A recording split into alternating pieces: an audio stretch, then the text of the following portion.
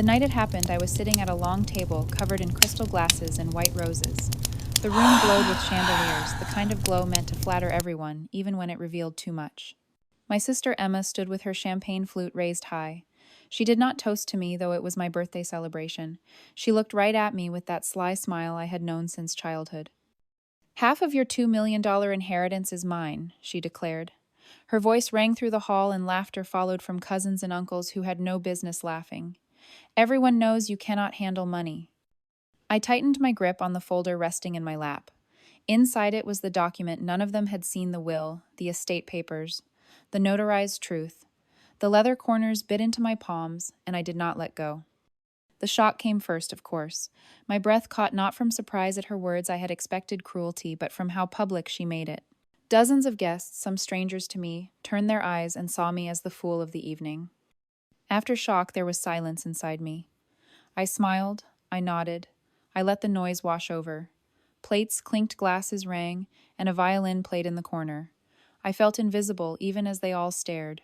That is the strange trick humiliation plays. It makes you the center and the ghost at once.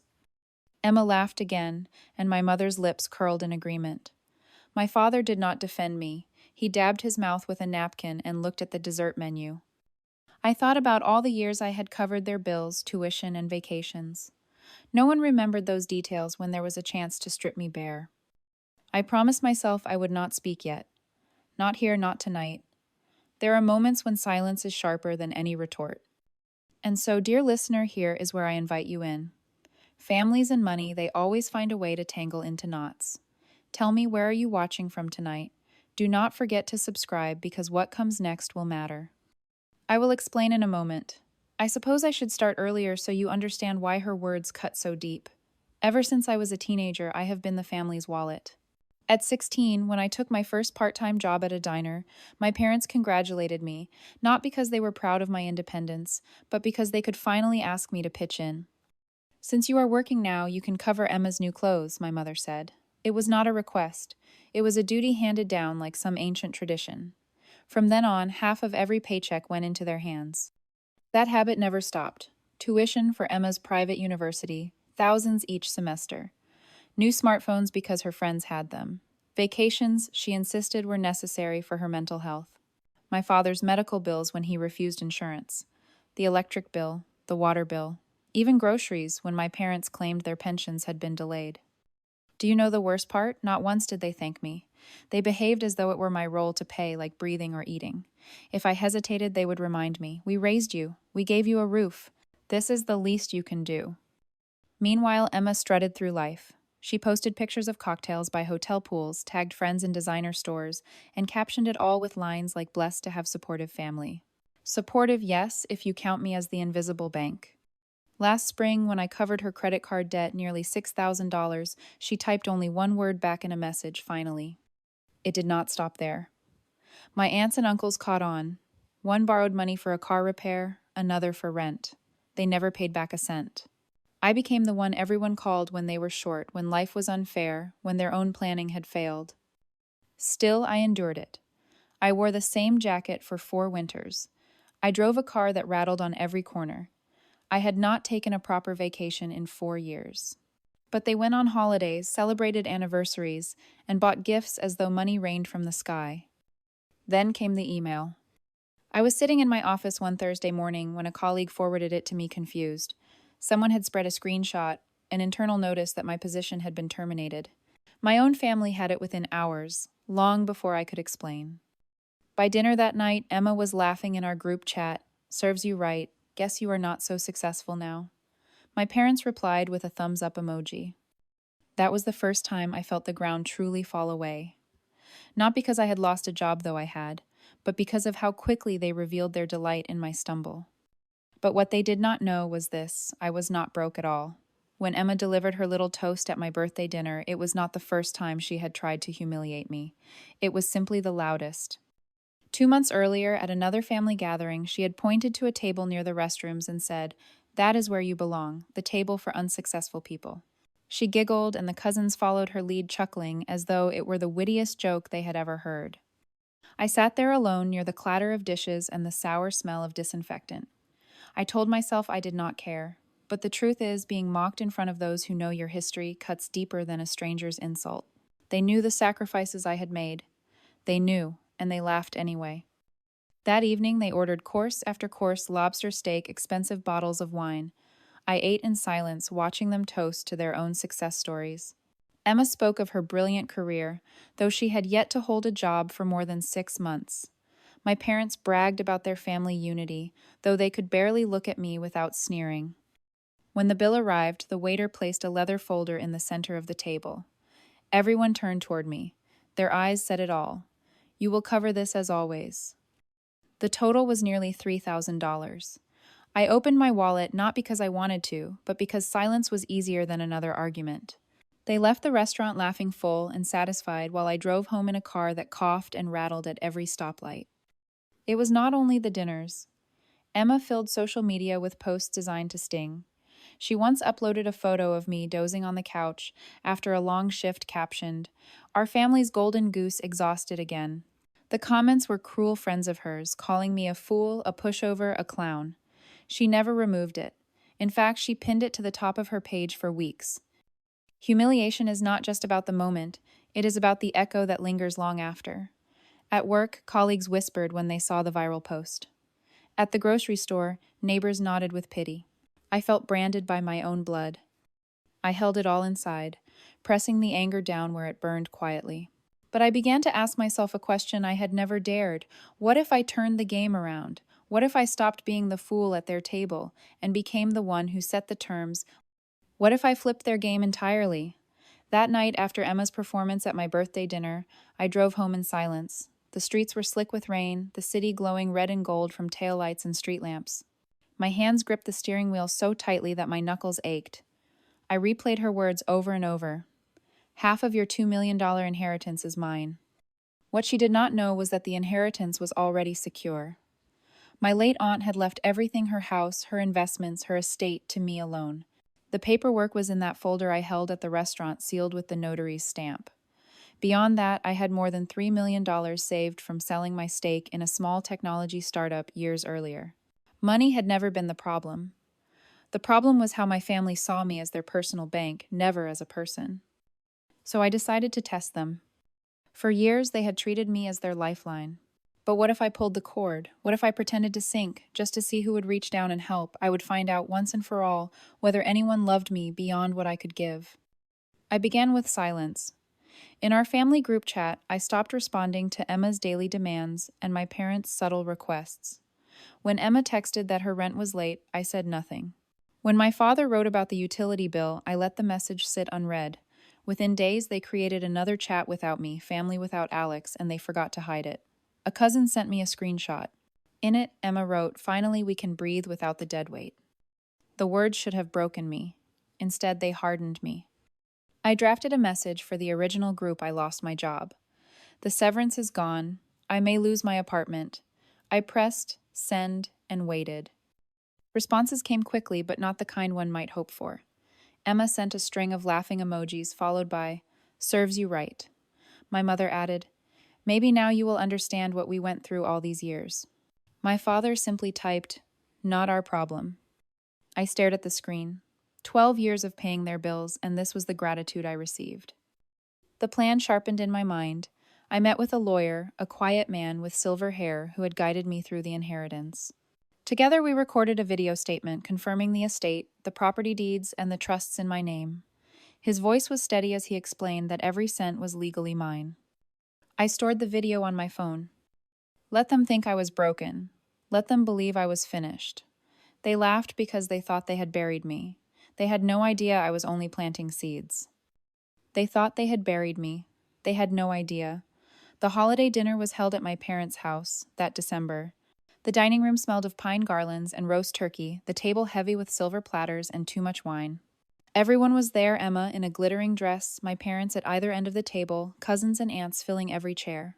The chatter was loud, forced a mix of gossip and shallow cheer.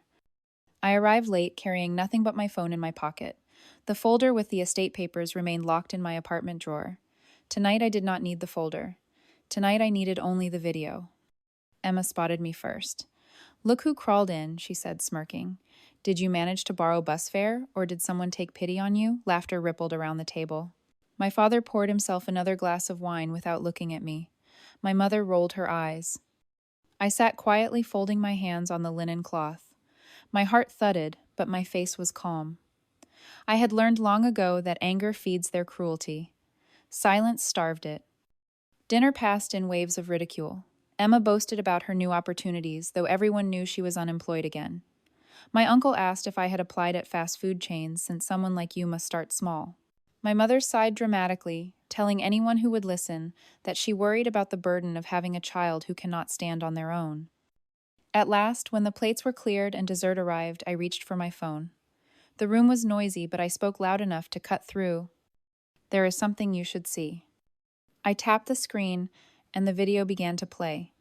The lawyer appeared seated in his office with shelves of books behind him. His voice was crisp, undeniable.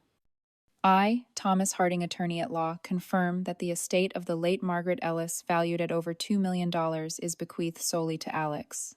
This includes property deeds, financial accounts, and all associated assets. These documents are binding, notarized, and executed under state law. No other party holds claim. The room fell silent. Forks paused midair. Emma's smile froze. My father's glass trembled slightly in his hand. The lawyer continued detailing the trust funds, the property titles, the finality of it all.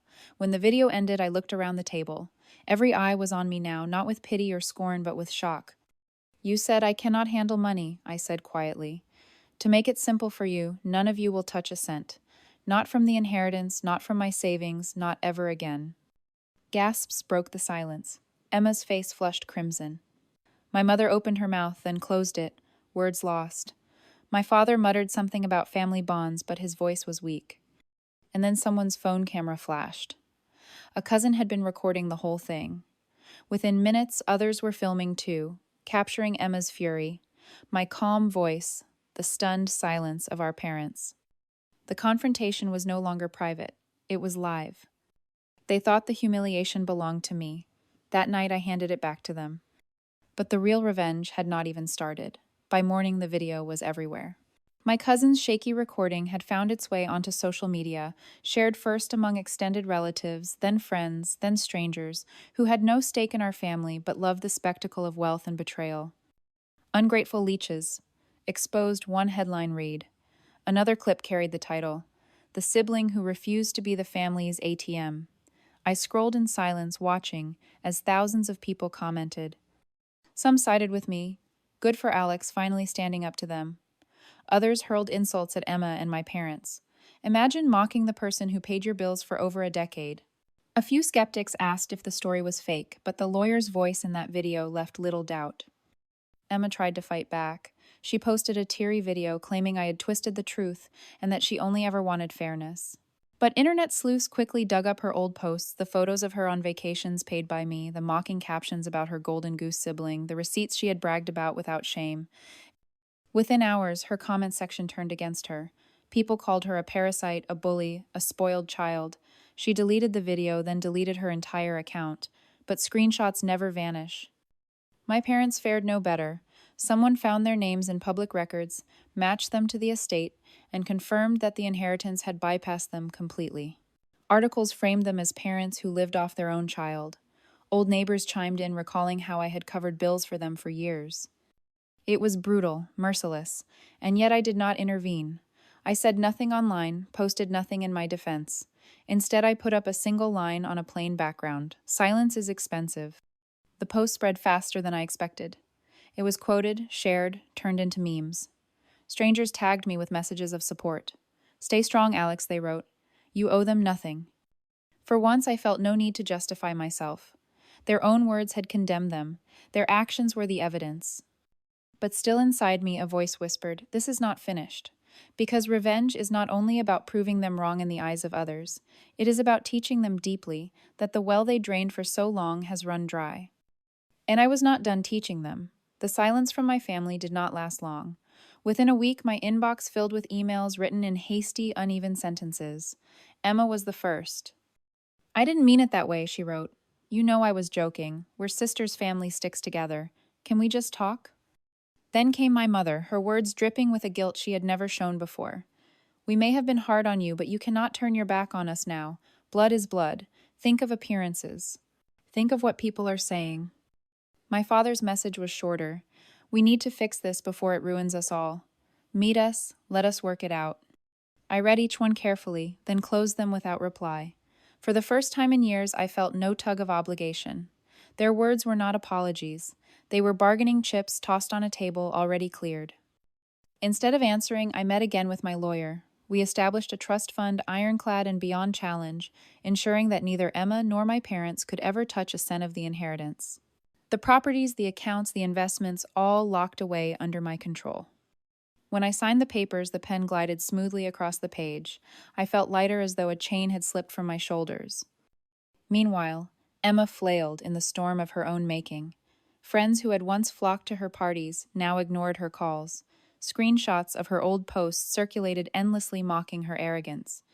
One clip of her pointing me to the unsuccessful table gathered millions of views. She had wanted an audience. Now she had one, and it devoured her pride. My parents suffered too. Neighbors they once impressed with borrowed money crossed the street to avoid them. My mother tried to host a church luncheon, but few came. My father's reputation at the club dwindled to whispers and stares. I stayed quiet. There was no need to lift a finger. Their own voices condemned them more loudly than I ever could. And then came the letter. It arrived in a cream envelope, my aunt's handwriting, elegant even from beyond the grave. She had written it months before her passing, tucked among her will and deeds. My lawyer handed it to me with care, saying only, "She wanted you to read this when the time felt right." I held it in my hands, knowing instinctively it would seal everything. I sat by the window that night with the envelope resting on my lap. The city was quiet snow, falling in slow spirals against the glass. My hands shook as I broke the seal. Inside was a single page written in the slanted script of my late aunt. "My dear Alex," it began, "if you are reading this, then the estate is yours. But what matters more than property or money is this: protect yourself. Family is not always blood. Sometimes those closest by blood are the ones who drain you most. Do not let guilt bind you to people who see you only as what you can provide. Live freely, choose wisely, and never forget you deserve peace." I read it twice then, 3 times, until the words blurred with tears. It was as though she had seen the battles ahead and prepared me with armor I did not know I needed. The next time my family gathered, I brought the letter. They had asked for another meeting, a chance to clear the air. I obliged, though, not for their sake. We sat around a smaller table this time, no chandeliers, no guests, just us. Emma tried to smile, but her eyes darted nervously. My mother reached for my hand, but I kept it on the folder. My father cleared his throat. Before they could speak, I unfolded the letter and began to read aloud. The words carried through the room like a verdict. Protect yourself. Family is not always blood. When I finished, I placed the letter back in its envelope and looked at them one by one. No one said a word. My mother's face was pale. Emma blinked quickly, fighting tears she had not earned. My father stared at the tablecloth. I stood. This was her wish. This is my choice. You will not have what you wanted from me, not the inheritance, not the savings, not my silence. You taught me what betrayal feels like. She taught me what freedom means. I choose her lesson. And with that, I walked out. The night air was sharp and cold, but it tasted of freedom. For the first time in years, I was not carrying them on my back. I was walking alone, steady, unburdened. Families can break you. They can shame you, drain you, betray you. But sometimes the only revenge you need is to step out of the cage they built, lock it behind you, and keep the key. So I leave you with this. If you think I made the right choice, comment right. And if you have a better revenge plan, share it below. Because families and money, well, that story never ends.